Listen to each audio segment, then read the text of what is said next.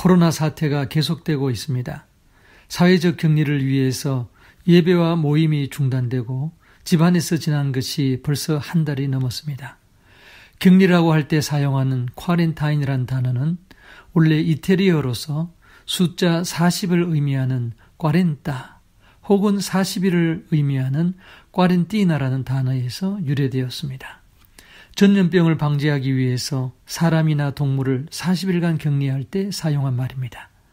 성경에도 40이라는 숫자가 많이 나옵니다. 그런데 이 40이라는 숫자는 사회적 격리를 통한 훈련과 관련되어 사용되었습니다. 모세가 하나님의 부르심을 받기 전에 미디안 광야에서 40년간 훈련을 받았습니다. 이스라엘 백성도 가나안 땅에 들어가기 전에 40년간 광야의 훈련을 거쳐야만 했습니다. 예수님께서도 공생애를 시작하시기 전에 40일간 광야에 격리되어 금식하시며 마귀의 시험을 받으셨습니다. 뿐만 아니라 부활하신 후 40일 동안 이 땅에 계심으로써 예수님은 공생애를 마치셨습니다. 공생애를 시작하실 때 40일이 자신을 준비하는 시간이었다면 공생애를 마치실 때 40일은 사회에서 격리되어 있던 제자들을 준비시키신 기간이었다고 볼 수 있습니다. 부활주일 후 한 주간이 지났습니다.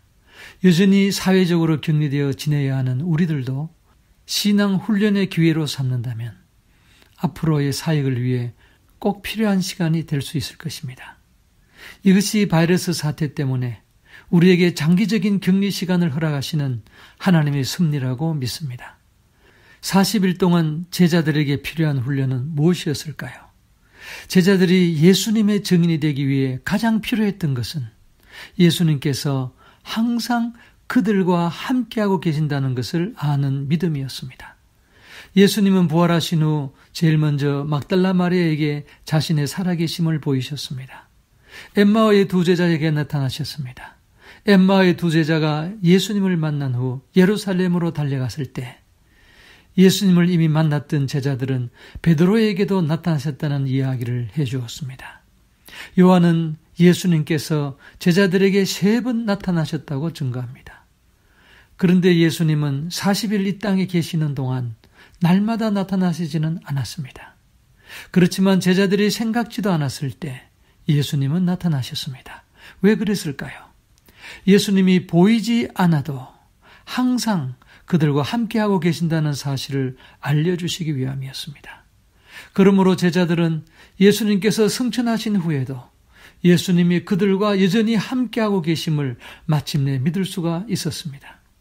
세상 끝날까지 너희와 항상 함께 있으리라 약속하신 예수님과 동행하면서 제자들은 사명을 감당할 수가 있었습니다. 40일 훈련이 있었기 때문입니다. 그런데 보이지 않는 예수님께서 어떻게 우리와 함께 하실 수 있을까요? 이것은 아주 중요한 질문입니다. 우리가 날마다 예수님과 동행할 수 있는 삶의 비결이기 때문입니다. 예수님은 십자가에서 죽으시기 전날 밤에 제자들에게 마지막 교훈을 주셨습니다. 그리고 제자들을 위해 아버지께 기도하셨습니다. 그런데 예수님의 교훈과 기도 가운데 우리가 놓쳐서는 안 될 중요한 말씀이 있습니다. 그것은 요한복음 15장 4절 말씀입니다. 내 안에 거하라 나도 너희 안에 거하리라. 가지가 포도나무에 붙어있지 아니하면 스스로 열매를 맺을 수 없음 같이 너희도 내 안에 있지 아니하면 그러하리라. 예수님은 7절에 이렇게 말씀을 하십니다. 너희가 내 안에 거하고 내 말이 너희 안에 거하면 무엇이든지 원하는 대로 구하라. 그리하면 이루리라. 너희가 열매를 많이 맺으면 내 아버지께서 영광을 받으실 것이요 너희는 내 제자가 되리라. 이 말씀을 보면 제자들은 예수님께서 이 땅에 계셨을 때에만 예수님을 따르는 제자가 아니었습니다. 예수님께서 아버지께로 가신 후에도 그들은 여전히 예수님을 따르는 제자가 되어야 했습니다. 어떻게 보이지 않는 예수님을 따를 수가 있습니까? 그들이 예수님 안에 거하고 예수님의 말씀이 그들 안에 거하면 예수님을 따르는 제자가 될 수 있다는 것입니다. 그들이 예수님 안에 거할 수만 있다면 제자들은 3년 동안 육신적으로 예수님을 따를 때보다 더 참된 제자가 될 수 있었습니다.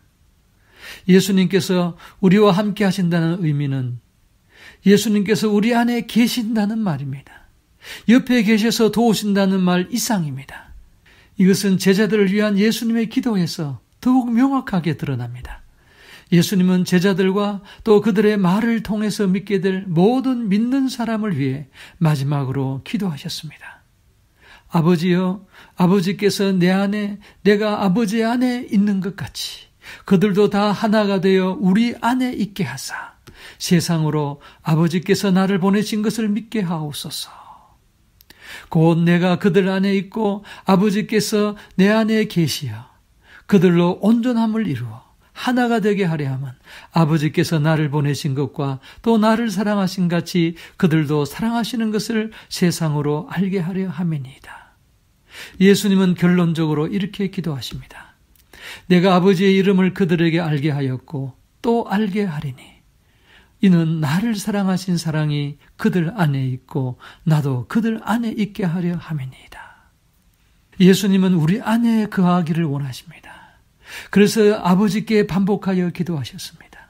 예수님이 그토록 우리 안에 있기를 원하시는데 우리는 얼마나 예수님 안에 있기를 원하고 있습니까? 계속되는 사회적인 격리 기간은 우리에게 너무나 좋은 기회입니다. 골방으로 들어가 예수님 안에 거하는 훈련을 할 수 있기를 바랍니다.